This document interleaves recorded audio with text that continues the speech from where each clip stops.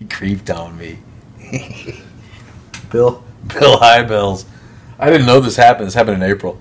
The megachurch in Illinois. I don't know if you're not familiar with the Willow Creek Community Church in Illinois. It was started in 1975. This guy's got to have some plastic surgery or something. It was 40 years ago. He looks pretty good, I have to say. He looks like a creep.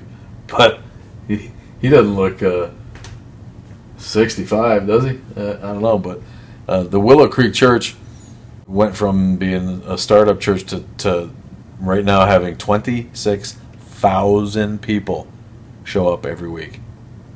26,000 people. This is in a southwest suburb of Chicago. It's not even in downtown Chicago or like in some huge 26,000 fucking people. I've seen this church and it's got like back in the day. I used to drive by it 15 years ago and it was big then. Parking lots, and this was one of the first mega churches in the country, and it was so influential that other churches were modeled after it, and it played to a dumbed down version of Christianity that sold to a modern audience that was more, that had been raised a little secular, didn't have a real dogma of their own to their Christianity, but were seeking.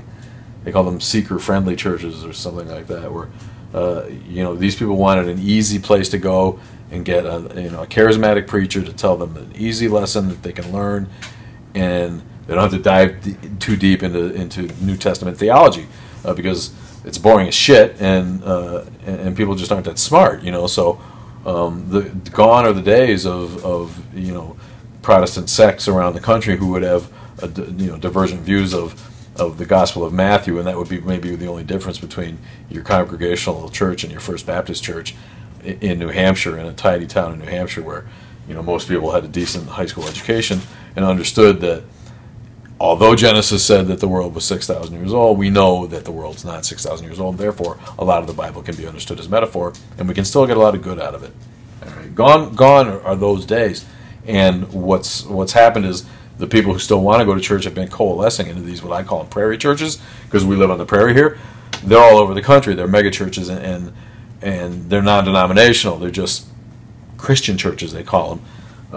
And what they are is evangelical churches that just tell you to believe the Bible and come to church and you'll be good, and you don't have to dig into it too deep. And this Willow Creek Church had really become one of the first super successful churches at doing this, and you can see the result. They have 26,000 unthinking sheep who come and listen to this drivel every week, and that model works so well that other prairie churches, giant mega churches, popped up like mushrooms all across America as older, more thinking churches kind of died away, and we see the death of Christianity in general slowly this way.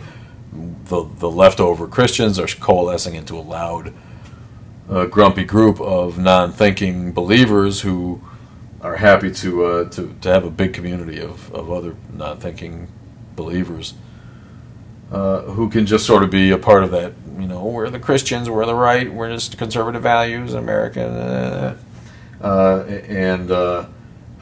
so that's where they are, and that's where they launch their fundamentalist campaigns from, and they're screeching about their being persecuted, even though they're still, an 80% majority or whatever in the country. That's where they all are. So this touch hole, Bill Hybels, screaming out to be called Highballs, isn't he? Bill Hybels was sniffing around his workers. He had a comment that says he had to make a comment on his secretary's clothes, or which part of her body turned him on the most, and you can just see him, can't you, all unctuous with his suits, talking about, hey, we can be real good together, doing Jesus' work if you just let me see one of your titties. Let me see one titty, and I know the Lord wants it. And then go, man, we can really run this church well together if you show me both titties, man. Ooh, I think we could take over the world. And this is what he's doing. He's going around creeping on people. And it's no surprise. If you grew up in a church, that's where the people are doing that shit. That's where the people are having affairs. I don't know. Ever since I left Christianity, I've seen less weird behavior than I did in the churches before I left, because growing up there was always, when I was a little kid, there was a scandal in the church. Preacher was sleeping with the music guy's wife, and then there was a wife swapping. It was the 70s, you know, this shit happened.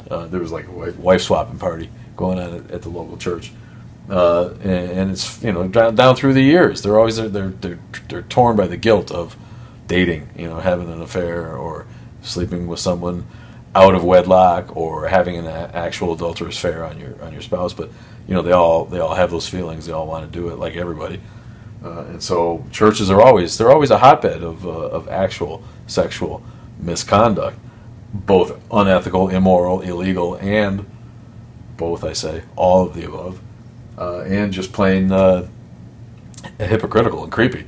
So happy to see that the megachurch not immune from the mega scandal. Bill Hybels unwanted touching. All right. First he was taking their money.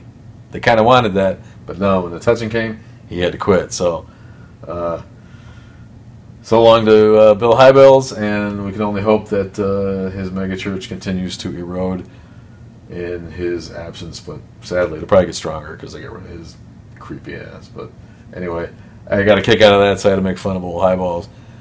Nice touching, buddy. Good job, pervert.